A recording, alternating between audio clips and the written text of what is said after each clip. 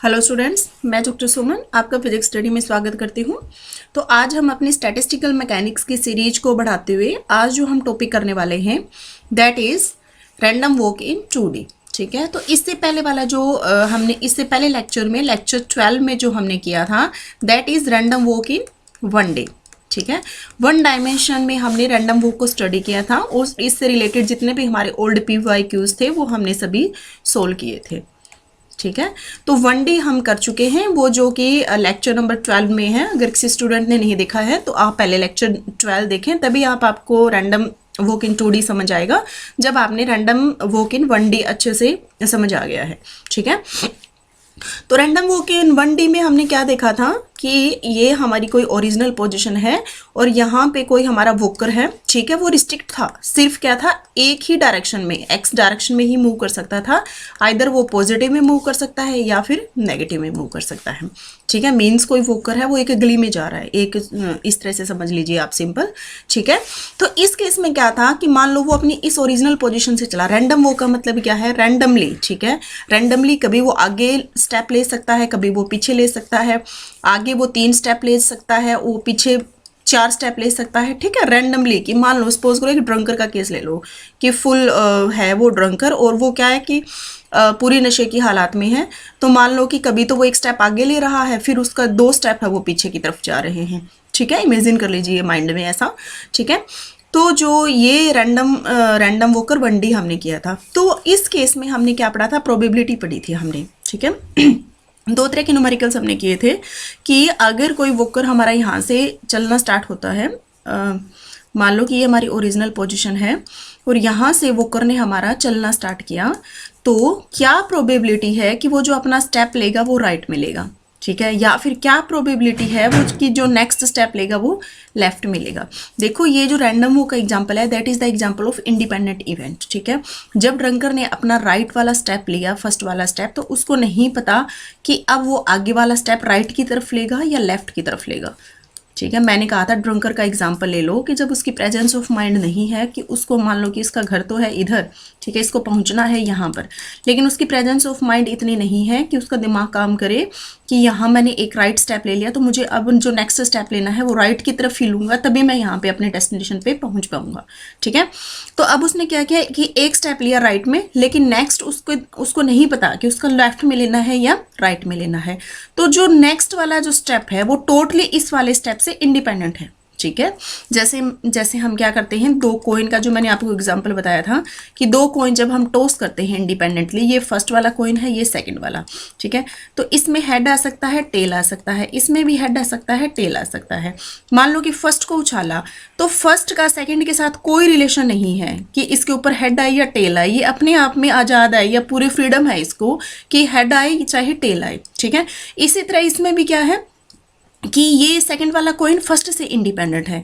तो like this हमारा क्या है कि जो हमारा रैंडम जो वॉकर है उसका भी मान लो कि इसने अपना फर्स्ट स्टेप यहाँ पे राइट में लिया, तो इसको नहीं पता कि जो नेक्स्ट स्टेप है वो लेफ्ट में जाएगा या फिर राइट में जाएगा। ठीक है, तो इस तरह से ये इवेंट भी क्या है, इंडिपेंडेंट इवेंट। ठीक है, तो ये बोथ जो स्टेप्स हैं वो क्या है, इंडिपेंडेंट है। ठीक है, राइट स्टेप को लेफ्ट से नहीं कुछ डिपेंडेंसी है और ना ही लेफ्ट की राइट पे डिपेंडेंसी है। ठीक है, तो इस तरह के जब इंडिपेंडेंट इवेंट होते हैं और नेक्स्ट इवेंट की प्रोबेबिलिटी हमसे पूछी जाती है। ठीक है, कि मान लो इवेंट, मान लो कि ये जो वॉकर है इसने मान लो कि n स्टेप लिए। ठीक है, n स्टेप इसने लिए, n स्टेप्स मैं कोई एग्जाम्पल ही ले लेती हूँ, जैसे 10 स्टेप्स उसने लिए। ठीक है, तो क्या प्रोबेबिलिटी है कि इन 10 स्टेप्स में से वो क्या करेगा, 7 स्टेप्स वो राइट की तरफ लेगा, 7 स्टेप्स टुवर्ड्स राइट। ठीक है, तो इस तरह के एग्जांपल्स जब हमारे इंडिपेंडेंट इवेंट्स होते हैं तो उस केस में हम प्रोबेबिलिटी निकालने के लिए हम जो यूज़ करते हैं that is binomial distribution, NCR, P की R, Q की n-R। ठीक है, ये क्या है, देखो प्रोबेबिलिटी है। R क्या है, मान लो इसको R को आप इसमें कंफ्यूज मत हो, सपोज करो कि टोटल n स्टेप्स हैं और n स्टेप्स में से n1 स्टेप्स राइट की तरफ ले, इसकी क्या प्रोबेबिलिटी है। ठीक है, तो इसकी प्रोबेबिलिटी हम कैसे निकालेंगे, ये क्या है, n1 steps towards right, total n steps हैं t, n में से n1 राइट में लेने हैं। p क्या है, प्रोबेबिलिटी राइट में लेने के, स्टेप्स को राइट में लेने की प्रोबेबिलिटी क्या है, n1। ठीक है, और q बाकी कितने बच गई probability n minus N one. अगर उसने n1 राइट में ले लिए तो टोटल क्या थे, n is equal to n1 plus n2। ठीक है, तो n2 क्या बच गया अब, n1 माइनस n1। ठीक है, ये यहाँ पर लिया है। तो p क्या है, probability of taking steps towards right. q क्या है, probability of taking steps towards left. और टोटल जो होगी p प्लस q वो क्या होगा 1, क्योंकि या तो जो हमारा ड्रंकर है वो राइट में जाएगा तो लेफ्ट की प्रोबेबिलिटी 0 हो गई, अगर लेफ्ट में जाएगा तो राइट की प्रोबेबिलिटी 0 हो गई, लेकिन जो टोटल है प्रोबेबिलिटी वो क्या है हमारी 1। ठीक है, तो हमारी जो प्रोबेबिलिटी है वो क्या हो जाएगी हमारी लाइक दिस। हम क्या कर सकते हैं, प्रोबेबिलिटी निकाल सकते हैं। तो बाइनोमियल डिस्ट्रीब्यूशन कब यूज होगा, जब हमारे बोथ जो इवेंट है, कमिंग इवेंट्स है, वो एक दूसरे से इंडिपेंडेंट होते हैं और हमें किसी पर्टिकुलर इवेंट की अगर प्रोबेबिलिटी निकालनी होती है तो हम क्या करते हैं, बाइनोमियल डिस्ट्रीब्यूशन यूज करते हैं। ठीक है, तो इससे पहले वाले लेक्चर में हमने ये यूज किया था, उसमें हमने दो चीजें निकाली थी, एक तो ये प्रोबेबिलिटी हुई कि सेकंड हमने निकाला था एवरेज डिस्प्लेसमेंट। उसका क्या फॉर्मूला था हमारा, NR माइनस NLA। ठीक है, तीसरा जो हमने निकाला था वो निकाला था हमने NR, ये क्या था, total number of steps towards right, इसकी प्रोबेबिलिटी या मीन। ठीक है, ये हमने क्या निकाला था, NP। N क्या है, टोटल नंबर ऑफ स्टेप्स, और P क्या है, प्रोबेबिलिटी टुवर्ड्स राइट। ठीक है, फोर्थ जो फॉर्मूला लिखवाया था वो क्या था, NR square is equal to, यही था ना, हाँ, डेल्टा NR। इसमें अनसर्टेनिटी, ये जो स्टेप्स है टुवर्ड्स राइट जो हमने लिए हैं, इसमें डेल्टा डिनोट करता है अनसर्टेनिटी या स्टैंडर्ड डेविएशंस, कुछ भी कह सकते हो। ये है हमारा NPQ। ठीक है, फोर्थ क्या था हमारा, डिस्प्लेसमेंट में अनसर्टेनिटी, फिफ्थ सॉरी, इसका जो फॉर्मूला हमने किया था दैट इज इक्वल टू, इस पे बेस्ड अभी तक न्यूमेरिकल नहीं आए हैं इस पे, लेकिन एक फॉर्मूला आप ये याद रखिए, मे भी हो सकता है कि कमिंग एग्जाम में यहीं से पूछ लिया जाए। डेल्टा डी क्या था, यहाँ से हमारा एवरेज डिस्प्लेसमेंट था, और इस डिस्प्लेसमेंट में अनसर्टेनिटी उसको डिनोट किया है डेल्टा डी से, that is equal to 2A NPQ। A क्या है हमारा, स्टेप साइज। स्टेप साइज समझ रहे हो ना, कि यहाँ से हमारा वॉकर चल रहा है तो वो यहाँ जो स्टेप ले रहा है वो कितने साइज के ले रहा है, जैसे 1 मीटर के, 1 मीटर के या 2 मीटर के, तो ये है हमारा स्टेप साइज। N क्या है हमारे, total number of steps. P क्या है, probability of steps taking towards right. Q is the probability of taking steps towards left. ठीक है, तो होपफुली आपको सारे मीनिंग्स क्लियर हो गए होंगे। ठीक है, तो अब हम नेक्स्ट करते हैं प्रॉब्लम स्टार्ट 2D। ठीक है, ये क्वेश्चन हमारा CSIR नेट में आया हुआ है, ईयर मुझे ध्यान नहीं है कौन से ईयर में आया हुआ है। देखो क्वेश्चन क्या है, 2D का है ये क्वेश्चन। क्या है देखो, कलर दूसरा चूज कर लेती हूँ मैं यहाँ पे। देखो क्वेश्चन क्या है, consider a random walker on a square lattice. Lattice में है वो, क्योंकि 2D की बात हो रही है। ठीक है, at each step the walker moves to nearest neighbour site. ठीक है, उसको क्या करना है, जो नजदीक वाली साइट है उस पर जाना है with equal probability. Her probability, क्योंकि वो बीच में खड़ा है, स्क्वायर लेटिस की इक्वल प्रोबेबिलिटी है कि वो चारों डायरेक्शन में कहीं भी जा सकता है। ठीक है, equal probability for each of the 4 site. ठीक है, the walker starts to the origin and takes 3 steps. The probability that during this walk no site is visited more than once. देखो क्वेश्चन, होप सो आपको समझ आया होगा। ठीक है, मैं आपको डायग्राम के साथ अच्छे से एक्सप्लेन करती हूँ। ठीक है, पहले तो क्या थे, देखो CSIR जो हमारे 2011 टू 2016 तक सिंपल फॉर्मूला बेस्ड क्वेश्चन आए हुए हैं। ठीक है, उसके बाद जैसे जैसे थोड़ा सा जो लेवल है टफ होता गया तो ये स्ट्रक्चरल बेस्ड क्वेश्चंस आने लगे। ठीक है, तो ये शायद 17 का क्वेश्चन है या मुझे क्लियर नहीं है, या फिर 18 का। इसमें जो 2 बार जो कंटिन्यू जो क्वेश्चंस आए हैं वो स्ट्रक्चरल बेस्ड आए हैं। ठीक है, तो इसमें देखो क्या कह रहा है, जो हमारा कह रहा है कि कोई भी वॉकर है ना हमारा रैंडम वॉकर, वो क्या है,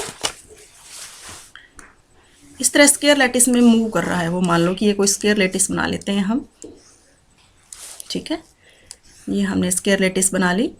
वो ये कह रहा है, क्वेश्चन में क्या कह रहा है, वो ये कह रहा है कि जब वो किसी भी, मान लो ये मैंने ओरिजिन चूज कर लिया, ठीक है, ये चूज कर लिया मान लो ओरिजिन। वो ये कह रहा है कि जब यहाँ से यहाँ पे और जो हमारा वोकर खड़ा है तब इसके पास क्या है, 4 डायरेक्शन है। देखो यहाँ पे, यहाँ पे, यहाँ पे, यहाँ पे इक्वल प्रोबेबिलिटी है कि वो कहीं भी जा सकता है। ठीक है, उसके बाद क्या कह रहा है, उसके बाद एक कंस्टेंट लगा दिया। क्या लगा दिया कि उसको सिर्फ क्या लेने हैं, n इक्वल टू 3 स्टेप्स लेने हैं। और एक बार जिस रास्ते से चला गया ना उस रास्ते पे भी दोबारा नहीं आएगा, उस साइड को वो विजिट नहीं करेगा। ठीक है, तो 3 स्टेप्स है। देखो तो तीनों की प्रोबेबिलिटी क्या करते हैं, फर्स्ट की स्टेप की प्रोबेबिलिटी इंटू सेकेंड स्टेप की प्रोबेबिलिटी इंटू थर्ड स्टेप की। ये तो बेसिक प्रोबेबिलिटी आपको पता ही है, जनरल प्रोबेबिलिटीज को जो आप क्वेश्चन करते हो। तो फर्स्ट में देखो प्रोबेबिलिटी का फॉर्मूला होता क्या है हमारा, ठीक है, पॉसिबल आउटकम या favourable outcome, favourable outcome divided by total outcome, total outcomes या फिर टोटल नंबर ऑफ वेज। यहाँ पे हम वेज अगर अप्रोप्रिएट वर्ड रहेगा हमारा फेवरेबल वेज। ठीक है, तो यहाँ पे देखो जब यहाँ पे स्टार्टिंग में जब वो उसने चलना शुरू किया, ठीक है, चलना शुरू किया तो उसके पास क्या है, वो यहाँ भी जा सकता है, यहाँ भी जा सकता है, यहाँ भी जा सकता है और यहाँ भी, क्योंकि कोई भी कंस्ट्रेंट नहीं है।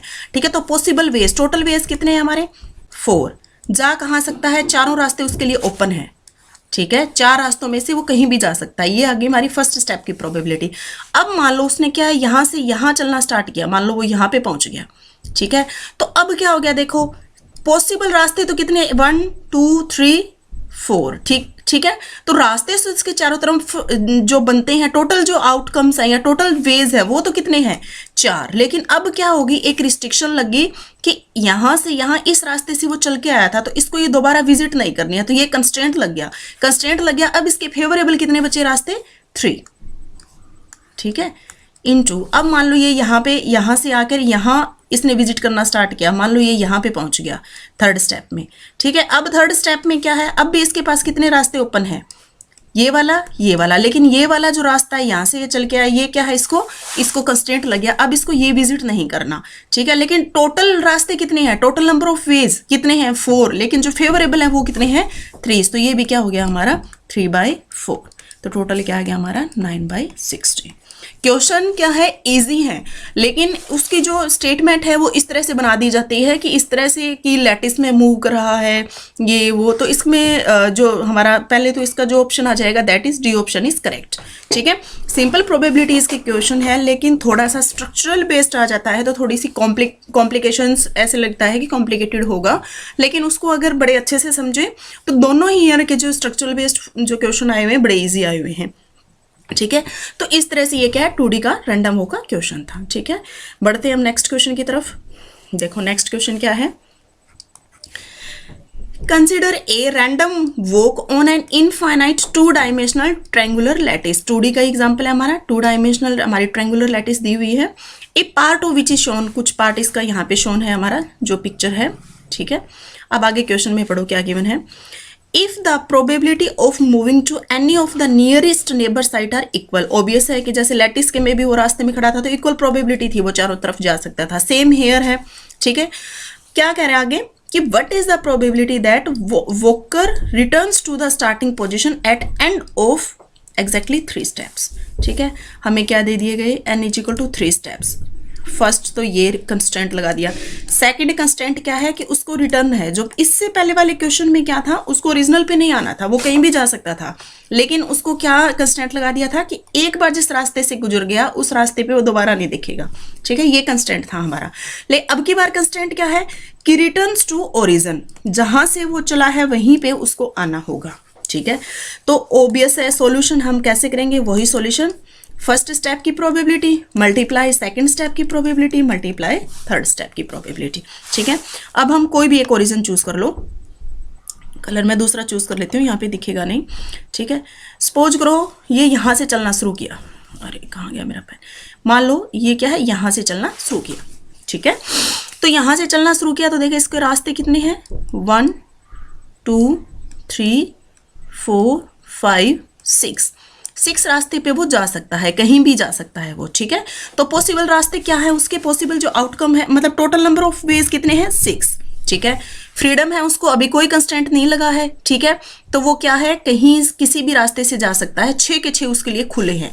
तो क्या हो गया, पॉसिबल जो फेवरेबल है वो क्या है 6, 6 के 6 रास्ते से जा सकता है और टोटल कितने हैं 6, ठीक है, मल्टीप्लाई। अब सेकंड क्या है, मान लो अब वो सेकंड यहाँ पे पहुंच गया, ठीक है, मान लो इसने ये रास्ता चूज किया, ठीक है, अब वो क्या है यहाँ पे पहुंच गया, ठीक है।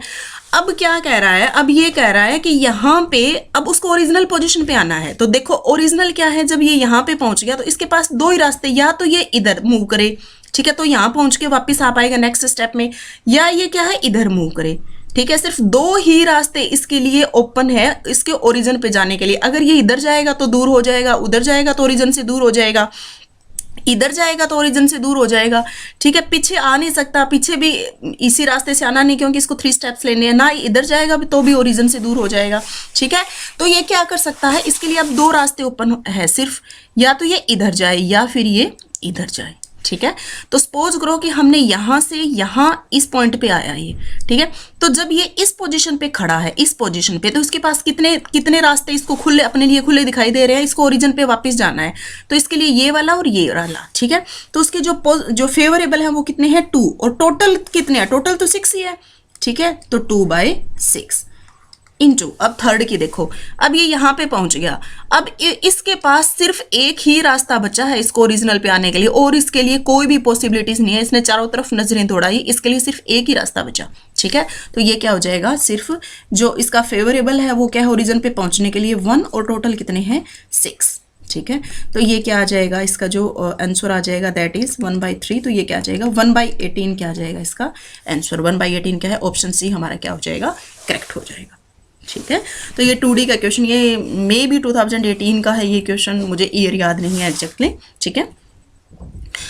अब नेक्स्ट जो हम क्वेश्चन करते हैं देखो ये क्वेश्चन करते हैं हम जनरल फॉर्मूले पे, ठीक है। अब जो कल हमने क्वेश्चन किया था ये 1D का क्वेश्चन है, एक जनरलाइज फॉर्मूला जो हमने लास्ट में किया था उसके बेसिस पे एक डिफरेंट प्रोबेबिलिटीज के हमने क्वेश्चन नहीं किए थे, इसलिए मैंने ये क्वेश्चन उठाया है, ठीक है। देखो है क्या, क्वेश्चन में क्या गिवन है कि एक रैंडम वॉकर है 1D में, वो मूव कर रहा है, ठीक है। 1D either remains at same point, ठीक है, विद प्रोबेबिलिटी 1/4। मान लो कि कोई रैंडम वॉकर है, वही वाली उसकी ओरिजिनल पोजीशन है, तो इसकी प्रोबेबिलिटी ये है कि जहां से ये चला उसी पॉइंट पे खड़ा रहे, इसकी प्रोबेबिलिटी क्या है 1/4, ठीक है। और moves bye A distance delta two the left और राइट, या फिर ये राइट की तरफ मूव करेगा कितना डेल्टा, और इस पॉइंट पे पहुंच गया, इस पॉइंट की प्रोबेबिलिटी कितनी है 3/8। सिमिलरली वो राइट में भी लेफ्ट में भी मूव कर सकता है, कितना डिस्प्लेसमेंट लैम्डा, और उसके भी मान लो इस पॉइंट पे पहुंच गया, इसकी प्रोबेबिलिटी कितनी है 3/8, ठीक है। अब ये कह रहा है कि what is its root mean square displacement, ठीक है।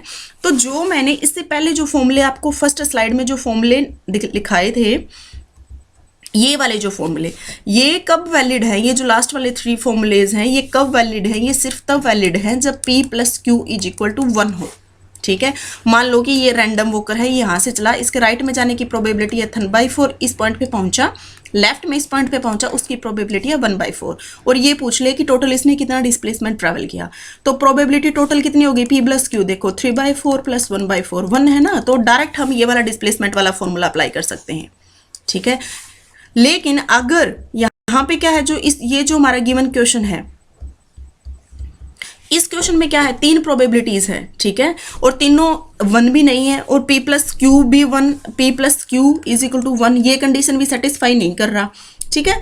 तो इस केस में जो मैंने जनरल फॉर्मूला जो आपको करवाया था, क्या करवाया था, जनरल फॉर्मूला जो करवाया था, हम उसकी तरफ मूव करेंगे। जनरल फॉर्मूला था हमारा, क्या था वो, d एवरेज डिस्प्लेसमेंट = क्या था हमारा, समेशन DI इंटू में प्रोबेबिलिटी ऑफ DI, जो हम क्वांटम में यूज करते हैं, ये वाला फॉर्मूला हम यूज करेंगे।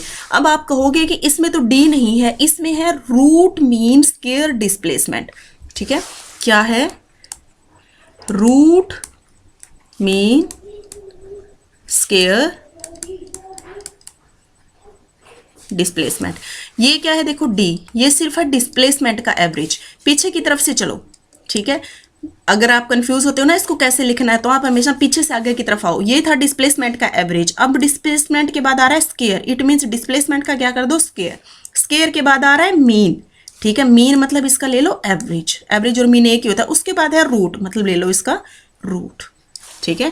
अगर आप स्टर्म को आइडेंटिफाई करने में अगर आपको ऐसे लगता है कि कई बार स्टूडेंट क्या करते हैं, ऐसे कर देते हैं, ठीक है, कि ये आएगा या ये आएगा, ठीक है, तो हमेशा पीछे से आगे की तरफ बढ़ना स्टार्ट करो, ठीक है। तो ये निकालना है हमने। तो अगर हमारा डी ये है तो डी स्केयर की प्रोबेबिलिटी क्या हो जाएगी, ऑब्वियस है कि सेम रूल्स तो सेम फॉलो होंगे, चाहे डी हो चाहे डी स्केयर हो। तो इसको कैसे लिख सकते हैं हम, डी से स्केयर और प्रोबेबिलिटी इनटू में डी आई, ठीक है। तो अब ये क्या हो जाएगा, अगर इसको ओपन करें तो ये क्या हो जाएगा, D one square probability of D I D one plus में D two square probability of D two plus में डी थ्री स्केयर और प्रोबेबिलिटी ऑफ डी थ्री, ठीक है। तो क्या कह रहा है स्टार्टिंग में कि वो उसी पोजीशन पे खड़े रहने की प्रोबेबिलिटी क्या गिवन है हमें, 1/4, ठीक है। तो ये क्या हो जाए, डिस्टेंस उसी जगह पे, मतलब कोई भी डिस्प्लेसमेंट ट्रैवल नहीं किया, 0 स्केयर इंटू में प्रोबेबिलिटी कितनी है 1/4 प्लस में डी टू स्केयर, राइट में जाने, राइट में कितना डिस्टेंस उसने ट्रैवल किया था डेल्टा, तो ये क्या हो जाएगा डेल्टा स्केयर और प्रोबेबिलिटी इसकी कितनी गिवन है 3/8 प्लस में क्या हो जाएगा इसकी ये वाला D3 क्या हो जाएगा डेल्टा स्केयर और इसकी भी प्रोबेबिलिटी क्या है 3/8, ये माइनस में था ना तो माइनस डेल्टा का स्केयर तो प्लस ही हो जाएगा, ठीक है। तो ये क्या आ जाएगा हमारे पास, कितना आ जाएगा ये,